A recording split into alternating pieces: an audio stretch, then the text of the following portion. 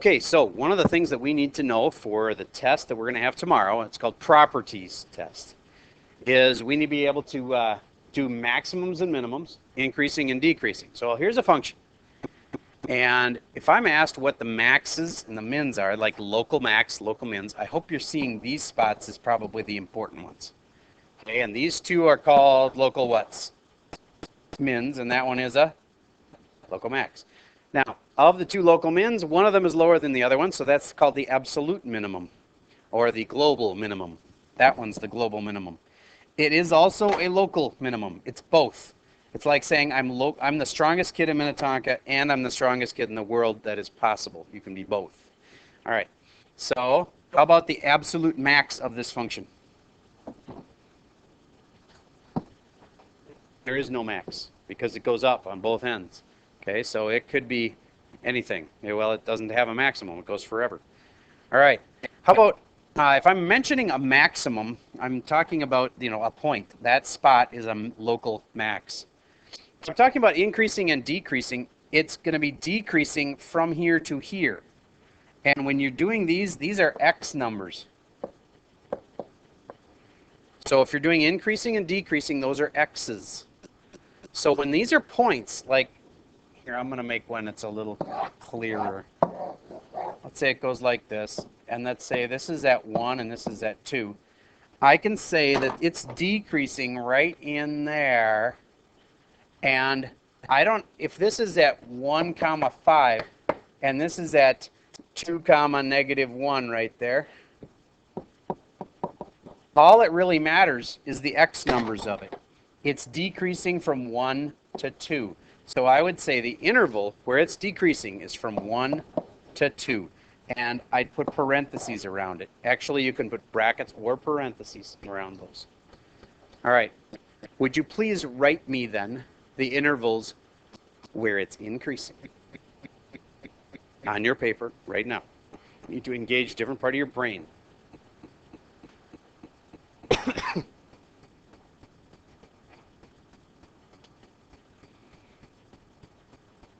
So if it was decreasing here, it's increasing from, well, I'm going to draw it in green here. It's increasing from negative infinity, because we don't know how far down it goes, negative infinity to until it hits, it's really not how far down it goes. From way over there to here, it is increasing. So from negative infinity to 1. Raise your hand if you said the same thing as I said there. Okay, good. And then from 2 to infinity, it's also increasing. Again, you can use brackets on the 1 and the 2 there, but I use parentheses. You could argue that it's stopped increasing right at this spot, so that's kind of why I use parentheses. All right, so there's increasing and decreasing, and also maxes and mins. Those are pretty easy. You have any questions about those? Yes. The X numbers, yep. So if it gives you a point with an X comma a Y, ignore the Y's, just tell me the X numbers. From this X to this X, it's increasing or decreasing. Because remember, it's like from here to here, it's increasing. And that's an X number of, I don't know what that is, -3 or something, to 1. So from here to here is the zone where it's increasing from there to there. It's an X thing. Okay. Moving on. Odd, even, or neither. These are pictures. You have to know it both ways, both with pictures and algebraically. Okay, take a look at these pictures. One of them is either odd, even, or neither. Which one can you tell me? Everything is either odd, even, or neither. One of these is pretty obvious. Which one? One on the right or the left? One on the right is what? It's even. Good. If something is even, then it'll have symmetry like this. If I reflect it over, gives me this. It has a symmetry over the y-axis. Okay, so even ones are like that. Another way to think of it is, if you think of it in points. 2 comma, right there, that's 2 comma 1, 2, 3, 4. 2 comma 4 has a point that is symmetrical with it, right across from it. And what point is that? -2 comma 4. And it's right there. negative 2 comma 4. Notice that the x's change and the y's don't. All right. Another way to think of that is if it's even, what's that rule again? That if I change the x to the opposite of itself, it'll still have the same f of x, and f of x is the same as y. So it's saying if you change the x to the opposite of what it was, like 2 changes to negative 2, then it'll have the same y. See, it's still got the same y, 4 and 4. Now this rule comes in when they don't give you a picture, when they give you this equation. You use that rule. All right, here's the other thing. This one, odd, even, or neither? What do you think? Neither. Odd would have to have double symmetry like this. A double flip. Okay, so that would be a single flip across. See what I just did there? I flipped that across. And then I'd have to flip it upside down again, and it would not land on top of this. Okay, so it doesn't have double flip symmetry going on there. I'll show you one that is odd, just so you understand what kind of they look like. If I had a function that was going like this, to make it have odd symmetry, I'd have to first flip it left, right. Oh, wait. Let's go back up again, just like that. Okay. See how I just did a flip across the y-axis there? And now I have to do an up-down flip. Okay, I can actually just take this, do an up-down flip, up-down, and then match it up like that. See, that has odd symmetry. It's a double flip. Oh, another way to say it is if this one has a point of, let's say, 2 comma 4 on it, it'll have another point directly through the origin, like this, right through the origin. Down here, there'll be another spot that matches up with it, and it won't be 2 comma 4, it'll be what? Negative 2 comma negative 4. Okay, I could do that with any spot. Like, let's say I wanted to take another spot, like, let's say that's 3 comma 5 right there. Well, I know there should be a negative 3 comma negative 5. And I'm going to just show you with this thing what I was talking about there. It'll go right through the origin, and it would touch. So this is symmetry across the origin. There'd be a spot negative 3 comma negative 5 right there. Another way to think of it is the odd rule. F of negative x is equal to negative f of x. That means if I stick in the opposite of my x, then I have to have the opposite of the y. Remember, f of x is like y? All right, so some of you may have followed that. Others of you just get the picture, and that's fine. All right, so now, how about we do it algebraically? Write this one down, please.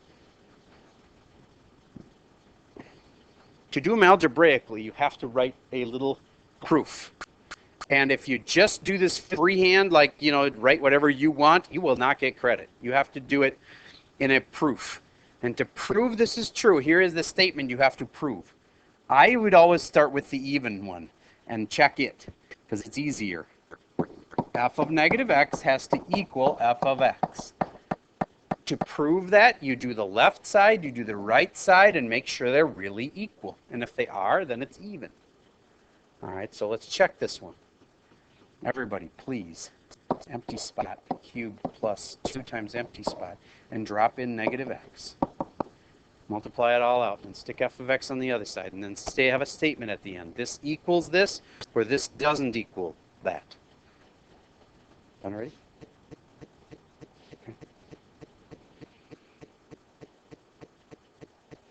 All right, you should have had negative x cubed minus 2x, and then you drop in the f of x. Where do I get f of x from? Right there. But do I have to write it? Yes, you do. You have to have this, because in the end, it's a statement. It's either equal or it's not. And what do you say? Is it equal or not? Not equal. So therefore, what? It's not even. Do I know it's odd then? No. But I know it's not even. Okay, now we do the test for odd. Here's the test for odd. F of negative x is equal to negative f of x. You have to memorize those, because if you don't write them down at the beginning, you can't possibly get it right. Now, I'm going to test it. The cool part is f of negative x, I already did that right here. F of negative x was negative x cubed minus 2x. Negative x cubed minus 2x. And f of, negative f of x, I need a negative 1, and then an f of x. Sorry about the crackly, I don't know what's going on. I will try to fix it. Okay. There, okay. Now I'm going to drop in my f of x, which is right there, x cubed plus 2x.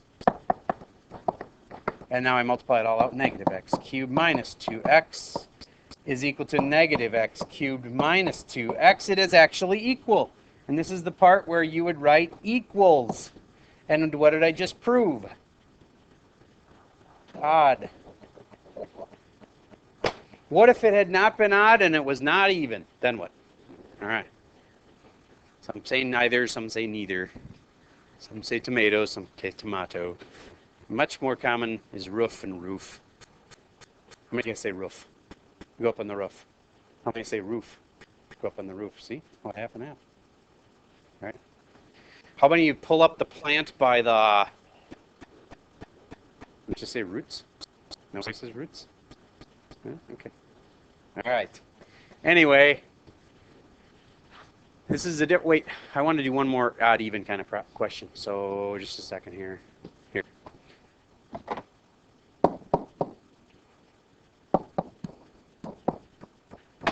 What do you suspect? Do you suspect that's even or odd? I suspect it's even. I want you to prove that it's not odd. So do the odd test. Prove it doesn't work.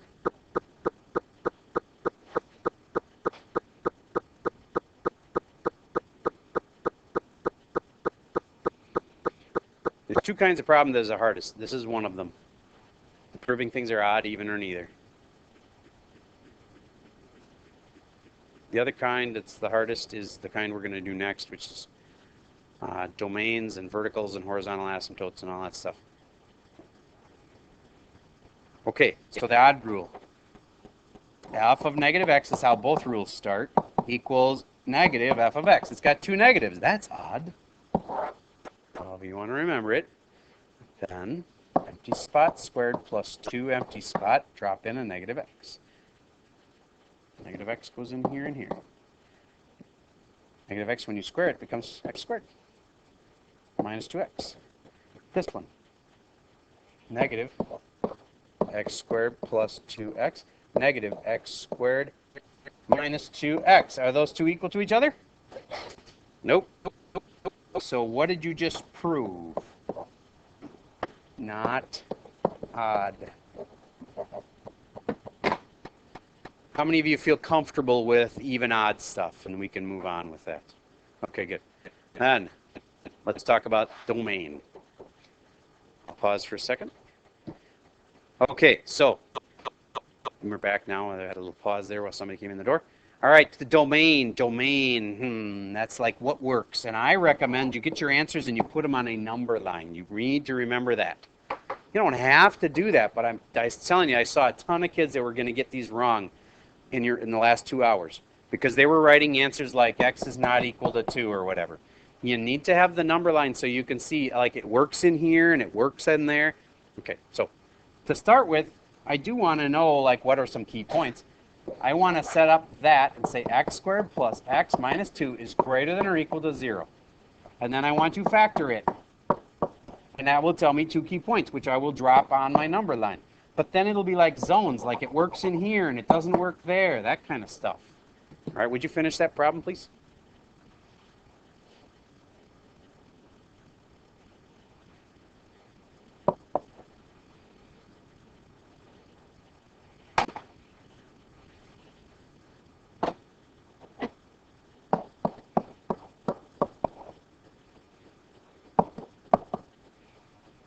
Factors into what?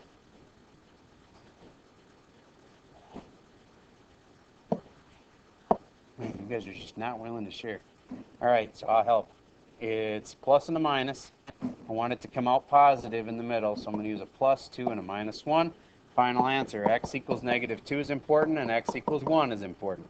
So now I'm going to drop those on a number line, because that is not my answer. My answer is, where does it work? Well, it works at negative 2, and it works at 1, because those are spots that makes it 0. And it can be equal to 0. That's okay. Square roots can be 0. Another way to just ask yourself is try sticking a 1 in and see if it makes a right answer. It gives me, if I put in a 1 here and here, it works. It gives me 0 for an answer, and that's okay. Then you got to test it in here and here and here. And I marked so many wrong for that. So many kids got the right numbers and then they tested their intervals wrong. If I were you, I would double check myself on these.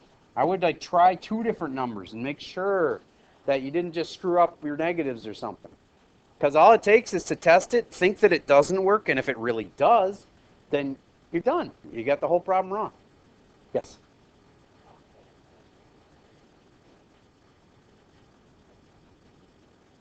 All right. Here's the thing. Square roots, do you get that we don't want them to be negative? All right. Because negatives underneath the square roots are bad, right? So that's all saying greater than or equal to is saying we don't want it to be negative. All right? Okay, so back to testing. I'm going to stick in 0 and see what happens. I stick in a 0 here and here. I get 0 plus 0 minus 2. That's a negative. Can't have negatives under roots. Cross that off. Now my suspicion is it's going to work on both ends, but I should test every spot. So I'm going to test the 2. If I stick in a 2 here, I should use a different color. 2 squared plus 2 minus 2. And the plus 2 and the minus 2 just cancel each other out. And it's just 2 squared, which is 4. And is it okay to have a square root of 4? Sure it is. That worked. And hopefully it works down here too. Let's just double check that with a negative 4. Negative 4 squared would be 16. And the negative 4 and the positive 2 would, or negative 2 would make negative 6. And it'd be 16 minus 6 would be positive 10. Square root of positive 10, it worked. Bottom line is, it worked here, because it came out to a positive number. So my final answer looks like that. Negative infinity to negative 2 works at negative 2, union with bracket 1 to infinity. You get those? Okay. Last thing then. The domain along with vertical and horizontal asymptotes. These are some of the harder problems. Okay, so on this one, domain is denominators and square roots. Can't have zeros on the denominator. Can't have square roots that are negative. But there's no square roots here, so let's just focus on that. What can that not be? So I said x squared plus x minus 2 not equal to 0. Then I factor it. Does that look familiar? Didn't I just do that one a second ago? And except it's different now, because now everything works except I can't have it be 0. X plus 2x minus 1. So x equals negative 2 is a bad thing. It won't work. It'll crash my denominator. And x equals 1 would crash my denominator. So everything works except those two things. You could do that this way. Here's negative 2, here's 1, and everything works except those two things. But that's kind of a pain to do because there's so many parts to it. So I did say if your answer is all real numbers except those two, you could write it this way. In my class, I don't know if your teacher, if you're listening to this video from a different class than mine, I don't know if your teacher will be okay with this or not, but I say it's okay to say like this, not equal to 1. The reason I kind of like that way of writing it is because my verticals come from the denominator here. Anything that would have crashed in the denominator makes a vertical asymptote. So these guys that I just wrote down for domain are the same thing I'd write down for my verticals. My verticals, remember the verticals are x things, like I told you to imagine the v turning into an x. X equals negative 2 and x equals 1, just like we just did in the domain. Those are verticals. So if I actually graphed it, there'd be a line right there, up and down line, vertical, that would be at -2 and at 1. Last thing, horizontal asymptotes. You got to know these rules. Bob. Bob is a big 0. Sob. Those are the ones that are so hard they'll make you sob. They're a ratio. They're not that hard, but it's just a way to remember it. And then the last one is bot, which is bigger on top, and there are no bots, and therefore there are no horizontal asymptotes whenever it's a bot. If you haven't written those down in a while, you might want to, because you got to know bob, sob, and bot. Okay. Now on this one, is this bigger on top, bigger on the bottom, or same on both? Bigger on the bottom. It's degree. And the degree here is degree 1, and the degree down here is degree 2. It's bigger on the bottom. So it's Bob, so it's y equals 0. This is just the general rule for how to tell. My answer for this problem then is y equals 0 because it was a Bob. All right, let's do another one like that. Let's say you had this. Very simple, very easy. Just tell me domain of it, the verticals, and the horizontals, which are like the bigger on bottom, bigger on top, same on both type deal.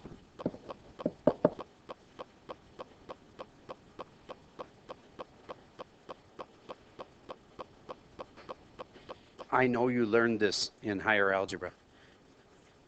Don't let this intimidate you. You handled this last year when you were 1 year younger. All right, domain. All real numbers except x cannot be 4. Raise your hand if you had the same thing as me. Good. Next thing. The verticals come from the denominator, which are right here. So it's x equals 4. Whatever crashes the denominator makes a vertical. Okay, and the horizontals. Those are like the horizontals, y equals. And then is it bigger on top, bigger on bottom, same on both? Same on both, so it's the ratio of the lead coefficients. There's a 1 here and a 1 here, so it's y equals 1 over 1. So the answer is y equals 1. Raise your hand if you had those right. Good. Okay. We've practiced this a lot. One more thing. If I asked you for the range of this, but you are not allowed to use a graphing calculator. In fact, you're not allowed to use any calculator at all in this test, just no calcs. You should be able to graph this, though, without a calculator. Can't you just picture what this is in your head? Kind of know what shape it is? I hope you generally know that the square root ones look like this. Okay. And so what's the range? The range would be, well, this one, though, is moved, right? It's not where the green one is. It's moved 2 to the right. So it's like this. But still, what the range is how... Oh, did I move the wrong way? That was not to the right. I said to the right, but then I moved it to the left. Thank you. Okay, so it's 2 spots over. So now, how low does it go? Yeah, the same, but how low does it go? 0 to how high does it go? Infinity. So the range is from 0 to infinity. Is it actually at 0? Can you put in, can it be 0 right here? Yes. Can it ever get to infinity? No. Okay, so 0 to infinity. How about this one?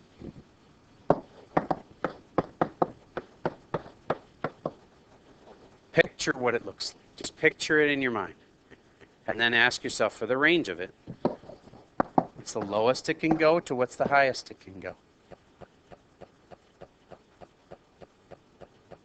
All right, sketch it on your paper. Just a brief sketch.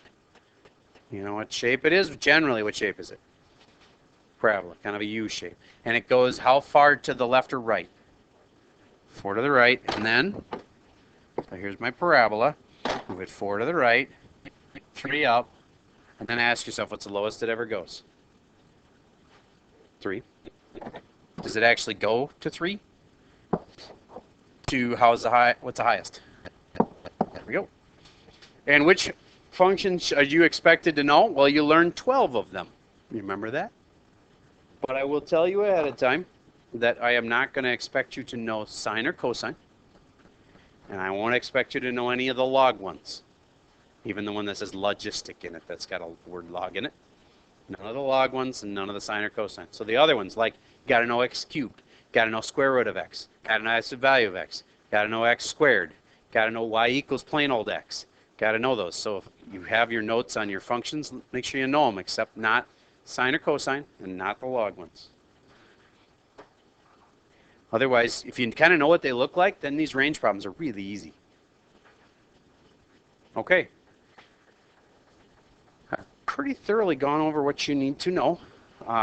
And now it's your turn to study. I've heard from kids that, a quote from a mom at conferences, it's impossible to study for math. No, it's not. How do you study? Well, I'm going to give you this review sheet. That, of course, it's part of studying. So do your review. It's your homework. But most kids are only going to do this. They're going to do their homework, and then most of them are going to, you guys that are smart enough to check it tonight, because it's your last chance, and the test is tomorrow. Okay, so you check it, and you find out you did something wrong. That's when studying starts. Okay, if you did everything perfect on this sheet, then the only other thing I might do is look over your notes. Anything you put a star next to, because I said it was really important, it could be on there. Don't count on me to do everything you need to know the night before the test. You have to go back and look over stuff, and maybe I said something important 2 days ago. Okay, so looking over notes is smart. And the last thing is, if somebody would only record a video of how to do this stuff, wouldn't that be nice? Yeah, you know somebody who does every night. So you can look up the videos. And do you have to watch all my videos? No. But if you want to study, use them to study for a test, you can. Could you? I don't want to watch 6 hours of video. I wouldn't if I were you, but you could focus in on anything you knew you had trouble with. Like, let's say those domain ones, the range and range domain, verticals, horizontals, and that kind of stuff troubled you. Go back, find the video on that. Watch that. Fast forward through the parts you get. You might only have 20 minutes, 10 minutes of video to watch, and it might help a lot. Okay, so there's some ideas. Don't just say, well, I did my homework, I'm good. Study. Some of you guys got stuck on the retake train where you're so busy working on the old stuff, retaking it, that it's hard to focus on the new stuff. So you don't want to do that again. If you fail this test on Wednesday, then you're going to have to do double work the week after that. Learn all the old stuff and try to learn all the new stuff. That gets really old. So how about you study for it the first time? All right. Anybody who's a senior and is doing it tonight, I'm going to put you as a priority today for asking questions. I guess I can stop the video now.